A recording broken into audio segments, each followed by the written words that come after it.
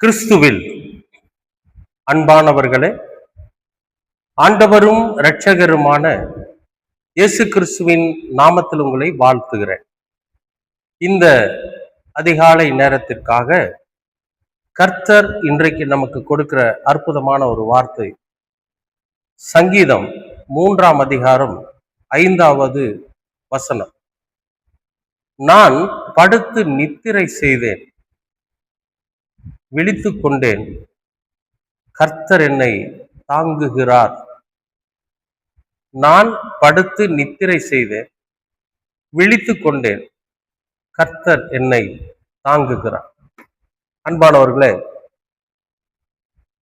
ராத்திரியில நம்ம படுத்து தூங்குறோம்னு வைங்களேன், காலையில நாம எழுந்தா தான் நிஜம், நாம விழித்து கொண்டால் தான் நிஜம். எத்தனையோ பேருடைய வாழ்க்கையில ராத்திரி தூங்குறவங்க காலையில எந்திரிக்காம போயிடுறாங்க. ஏன்னா காரணமே தெரியாம நிறைய விஷயங்கள் நடந்துகிட்டு இருக்கு. சின்ன சின்ன வயதில் இருக்கக்கூடிய வாலிப பிள்ளைகள் கூட அந்த மாதிரியான ஒரு நிலையில அவர்களுடைய வாழ்க்கை முடிக்கப்படுகிறது. ஆனா கர்த்தரோட பிள்ளைகளுக்கு, ஆண்டவரை நம்பி இருக்கிற பிள்ளைகளுக்கு கர்த்தரே தாங்குவாராம். ஏன்னா இஸ்ரவேலின் தேவன் அவர் உறங்குவதும் இல்லை, தூங்குவதும் இல்லை. நாம தூங்குறப்ப அவர் விழித்து கொண்டிருப்பார். நம்முடைய உறக்கத்தின் போது எந்த விதமான இரவின் பயங்கரம் நம்மை நெருங்காம, கொடுமைகள் நம்மை நெருங்காம, விஷப்பூச்சிகள் நம்மை நெருங்காம, ஆபத்துகள் நம்மை நெருங்காம, நம்மை பாதுகாத்து நல்ல நித்திரையை கொடுத்து நாம அதிகாலையில எந்திரிச்சு நம்முடைய வேலைகளை எல்லாம் கவனிப்பதற்கு ஒரு ஆரோக்கியமான உடல்நிலையோடு எந்திரிக்க செய்வது யாருன்னு கேட்டீங்கன்னா நம்முடைய ஆண்டவர் தான். அதுல மாற்றமே கிடையாது.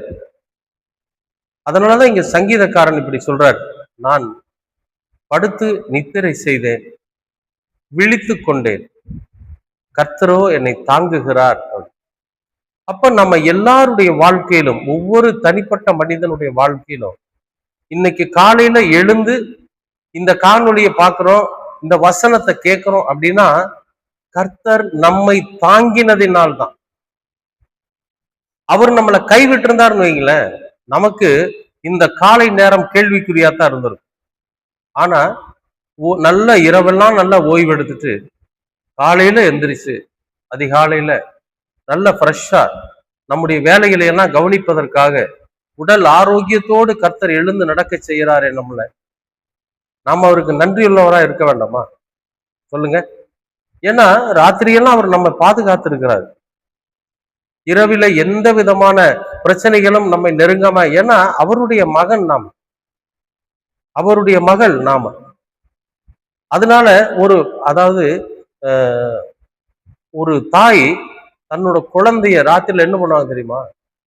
கொசு கடிச்சிடக்கூடாது, எறும்பு கடிச்சிடக்கூடாது அப்படின்னு சொல்லி மடியில போட்டுட்டு வீசிட்டே இருப்பாங்க.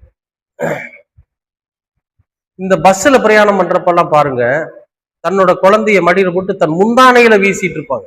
அவங்க கையில வீசுறதுக்கு எதுவும் இருக்காது, முந்தானை இருக்கும், அந்த முந்தானையில அப்படியே வீசிட்டு இருக்கும்.